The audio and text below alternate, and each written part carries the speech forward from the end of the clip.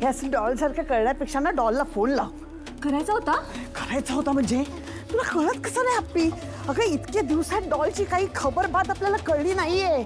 इथे समर आणि स्वानंदीचं काय चाललंय बघायला आपण आहोत, पण तिथे डॉलचं काय चाललं असणार? मला तर भीती वाटायला लागली आहे. कधीतरी यायची इथे आणि म्हणायची यू नो व्हॉट मम्मा, आता मला खूप मज्जा येते लादी पुसायला, भांडी घासायला.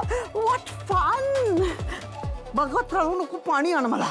हे बघ मम्मा, असं काहीही होणार नाहीये. मला देखील आधी असंच वाटायचं, पण अधीरा ना आता शहाणी झालीये. शहाणी? कसली शहाणी? मी त्या दिवसाची वाट बघते की माझी डॉल कधी इथे येईल आणि म्हणेल मामा I am done. You know what मामा, मी ते घर कायमचं सोडून आले इथे. मी तिथे आता परत जाणार नाही, मी कधीच जाणार नाही. मम्मा येईल, तोही दिवस लवकरच येईल. पण त्यासाठी फोन लाव आधी. हा.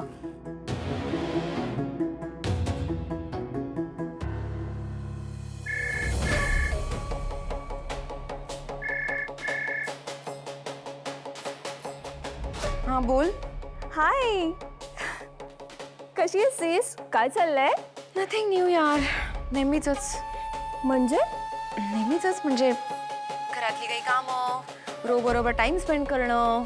ओ, म्हणजे तू घरात काम करतेस? घरातली कामं म्हणजे बेसिक, म्हणजे कपड्यांच्या घड्या करणं etcetera etcetera, just for fun. What? तू ठीक आहेस ना? म्हणजे तुला कोणी प्रेशराईज करताय का? हे बघ, फन करण्यासाठी बाकीच्याही गोष्टी असतात. Not in this house apparently. म्हणजे काही नाही ग. रोहनची आई रोज काही ना काहीतरी वेगळी कारणं शोधून काढत असतात कंप्लेंट करण्यासाठी. यू नो व्हॉट, मी काही केलं ना तरी त्यांचं समाधानच होत नाही. म्हणजे मी त्यांना कधी आनंदी बघितलंच नाहीये. She can't be happy, you know. Adhira, ती बाई आहे ना जरा डोक्यावर पडली असंच वाटतंय. म्हणजे तू तिला कसं सहन करतेस ना तेच कळत नाहीये. म्हणजे जमेल तेवढं मी सहन करणार आहे, पण ज्या दिवशी पेशन्स संपतील ना तेव्हा मला माहित नाही मी काय करणार आहे. आय होप तो दिवस कधीच येऊ नये, पण let's hope for the best. ऐक ना, मी तुझ्याशी नंतर बोलते. ओके, माझा मूड नाही आता. ओके ओके, काळजी घे. आम्हाला तुझी खूप काळजी वाटते. यप. Okay, bye bye. काय ग, काय म्हणाली? Mamma, good news. तिच्या सासूने पुन्हा काहीतरी कांड केलंय. तिथे काहीच ठीक नाहीये. आणि नसलंच पाहिजे. आपण तिकडे काही ठीक होऊ द्यायचंच नाही. अरे वा नंदू, म्हणजे किती छान सुटसुटीत आणि स्पष्ट चार्ट झालाय. म्हणजे वाचणाऱ्याचा गोंधळ व्हायलाच नको ना. नाही, गोंधळ तर अजिबातच नको. म्हणून मी इथे नोट्सही लिहून ठेवते. आज छोट्या छोट्या सूचना लिहून ठेवलेल्या बऱ्या. उदाहरणार्थ, रिकाम्या पोटी चहा कधीच नाही प्यायचा. आठवड्यातनं 3 दिवस तरी भाकरी ही खाल्ली गेलीच पाहिजे. चुका नको व्हायला म्हणून थोड्या सूचना. अगं नाहीच होणार ग चुका. खरं तर ना तुझं कौतुक केलं पाहिजे. तू पिंट्याला डायटिशियनकडे नेऊन आणलंस ना, आणि हा चार्ट बनवलास. पिंट्याच्या तब्येतीची किती काळजी घेतेस ग तू. हा, फक्त त्यांचीच नाही, आपल्या सगळ्यांसाठी करते. आजी, डाएट सगळ्यांनी सांभाळायचे बरं का, तुम्ही सुद्धा. आपण सगळ्यांनी हेल्दी आहाराकडे वळायला पाहिजे. कारण आरोग्य राखायचं असेल तर ते अख्ख्या कुटुंबाला मिळून राखावं लागतं.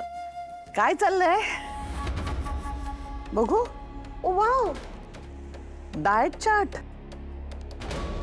समरसाठी. तो करणार आहे का हे सगळं? सकाळ दुपार संध्याकाळ कामात बिझी असतो. त्याचं शेड्यूल इतकं जाम असतं ना, मला नाही वाटत तो हे सगळं करेल. मला वाटतं काकू करतील ते मॅनेज.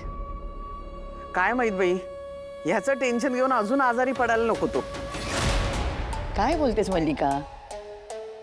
स्वानंदी काहीतरी चांगलं करते ना, ती बघून घेईल ना. तू नको घेऊस टेन्शन. अहो आई, चिडू नका हो, मी चांगल्यासाठीच बोलते. तुम्हाला माहिती आहे ना, स्वानंदी आणि समरचं नातं किती नाजूक आहे ते. ती बिचारी इतकं करते त्याच्यासाठी, पण तो कोणाचा ऐकतो का? त्यात ह्या नको असलेल्या गोष्टी करायला लागल्या, पाळाव्या लागल्या, म्हणून त्यांच्यात अजून नको ना टेन्शन क्रिएट व्हायला, म्हणून मी आपलं बोलले, बाकी काय. थोडीशी गफलत होते काकू. या सगळ्या गोष्टी ह्या आमच्या नात्यासाठी नाही आहेत. हे मी राजवाड्यांच्या आरोग्यासाठी करते. आणि आता हेल्थ अवेअरनेस आहे ना त्यांच्यात, तुम्हाला तर माहितीच, त्यामुळे अहो करतील ते. हो, पण मला आपलं असं वाटतं की म्हणजे आता बघा, आपण जर कमी तेलकट, कमी तुपकट किंवा घाण्यावरचं तेल वापरलं, नाहीच तर जेवण जर आपण असं छान साजूक तुपामध्ये केलं ना, भाज्या वगैरे, तर त्याचे परिणाम एका दिवसात नाही दिसणार, बट इव्हेंच्युअली काही दिवसानंतर आपल्या सगळ्यांनाच त्याचे परिणाम दिसायला लागतील. आणि एकदा का परिणाम दिसले की मग तर डेफिनेटली फॉलो करतील ते सगळ्या गोष्टी. आता आठवड्यातनं 2 दिवस पालेभाज्या खायच्या, 2 दिवस फळभाज्या खायच्या, 2 दिवस कडधान्य खायची, आणि रविवारी थोडं कॉम्बिनेशन, काहीतरी वेगळं छान ब्रेक घेतल्यासारखं, गोड प्रमाणात खायचं. रोजच्या दिवशी अगदी हलका फुलका व्यायाम करायचा, पाणी भरपूर प्यायचं. म्हणजे म्हटलं तर शिस्त, पथ्य, आणि म्हटलं तर आपलं नॉर्मल आयुष्य चालू आहे असंच. आणि करतील मला वाटतं ते. आता कुणीच काकू ठरवून आज आपल्या तब्येतीचं नुकसान करूया असं तर म्हणत नाही ना. नंदू, हे सगळं तूच करू शकतेस. नाही, खरं आहे, हे सगळं हीच करू शकते. पण मला फक्त एवढंच वाटतं की कसं आहे, ती आल्यापासून सगळंच बदललंय. म्हणजे सगळ्या सवयी आपण बदलून टाकल्यात आपल्या. स्वानंदी, मला असं वाटतं की हे सगळं करण्याआधी ना एकदा आमचा सल्ला घ्यायला हवा तू. बस गप्प बस ग मल्लिका, उगीच आडकाठी घालू नकोस. आणि चांगले बदल स्वीकारायला काय हरकत आहे, मी म्हणते. मी तर ऐकणार आहे नंदू तुझं. मल्लिका, तुला जर तुझ्या तब्येतीची काळजी असेल ना, तर तू पण ऐकशील तिचं. चल ग, घेते. आलेच. माझ्या तब्येतीची काळजी करते म्हातारी.